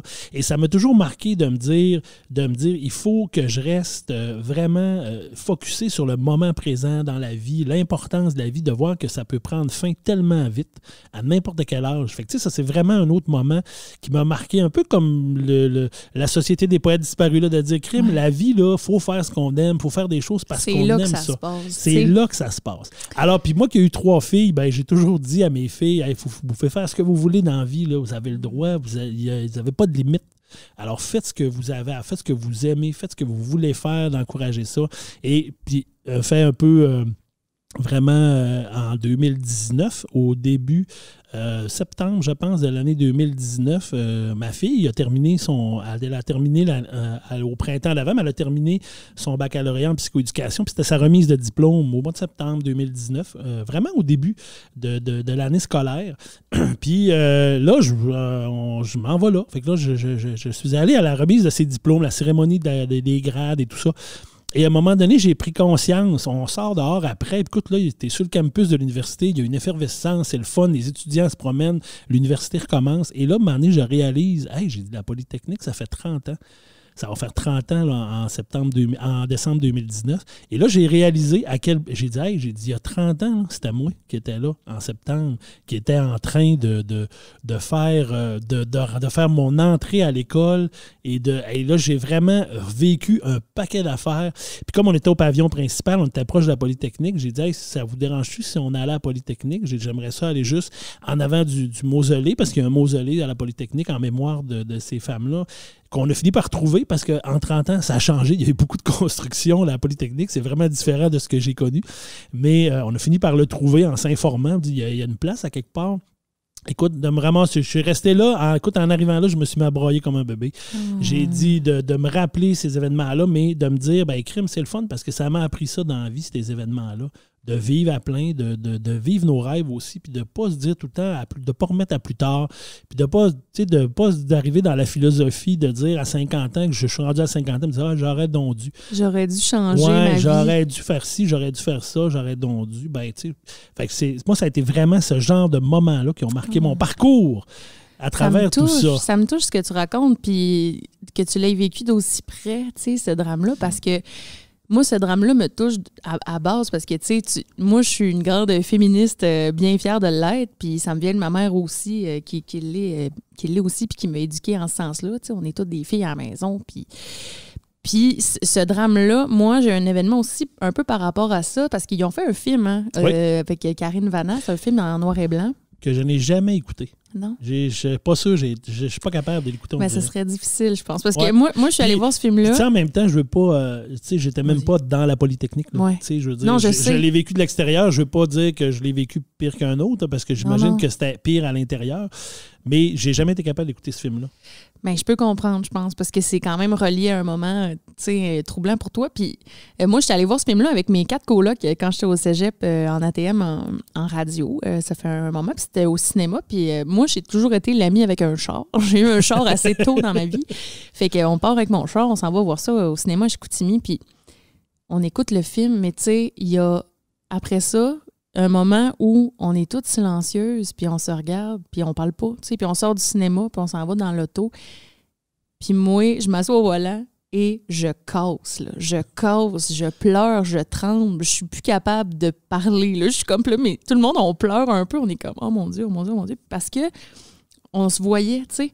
On se voyait faire notre routine du matin, puis prendre notre petit jus d'orange, puis partir à l'école, puis s'asseoir dans un cours, puis que là, ça arrive, puis juste parce qu'on est des filles, c'est ça qui arrive. On dirait qu'on l'imaginait même dans notre école. Tu sais, on s'était comme proche de notre réalité, ce qu'on voyait dans le film avant, tu sais, que ça arrive. Puis là, c'était comme si toutes les émotions rentraient en même temps, puis je me souviens, les 4, on se regardait, puis on avait les larmes aux yeux, puis j'étais comme, je veux pas conduire. Y a quelqu'un qui veut conduire? Non! Tu sais, on a comme vraiment pris un moment dans le stationnement pour se conscientiser à ça aussi, puis se conscientiser qu'on était chanceuse d'avoir eu des gens, puis des femmes, puis des hommes qui ont poussé pour que, justement, on puisse avoir accès à de l'éducation.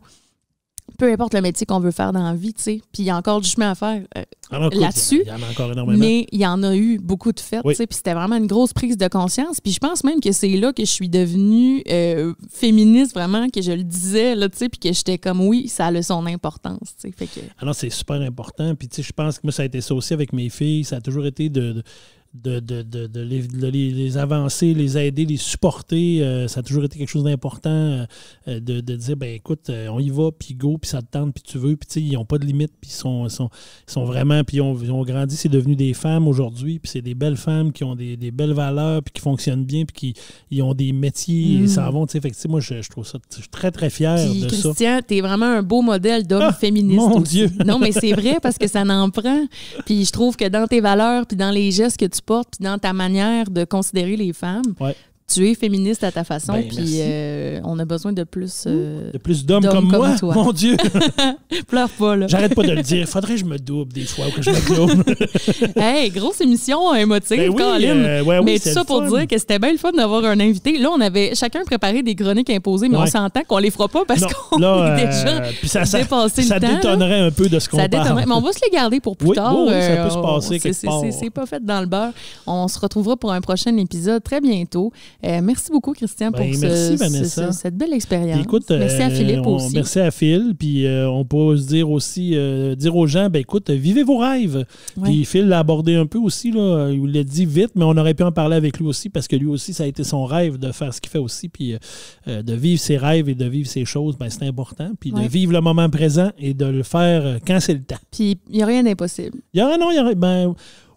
Il y a certaines choses qui peuvent être physiquement difficiles pour moi, mais... Non, mais dans le sens que des fois, on se dit « Oh non, mais mettons, c'est trop tard pour que je retourne à l'école. » ou c'est... Il n'est jamais trop tard. Il n'est jamais trop tard. Il faut faire des choix puis des sacrifices en conséquence peut-être, mais il n'est jamais trop tard. Mais c'est vrai que rien n'est impossible. Là. Je niaise bien, mais effectivement, tout est possible. Fait que, ben c'est ça. Merci. On va remercier aussi, bien sûr, Maude Bouchard qui a fait nos beaux dessins. Oui, Cédric Cadorette-Martel pour notre jingle. Oui, puis Cédric, d'ailleurs, il est même venu cette semaine m'aider à balancer la console, m'aider avec le son de nos micros. Fait que je le remercie doublement cette semaine. C'est un amour. Merci pour le beau jingle qu'on entend à l'instant. Merci à la télé du Haut-du-Lac. Puis merci à Valérie, ton amie, qui nous fait notre belle voix d'introduction. Exactement. Puis on vous retrouve très bientôt pour une autre discussion naïve.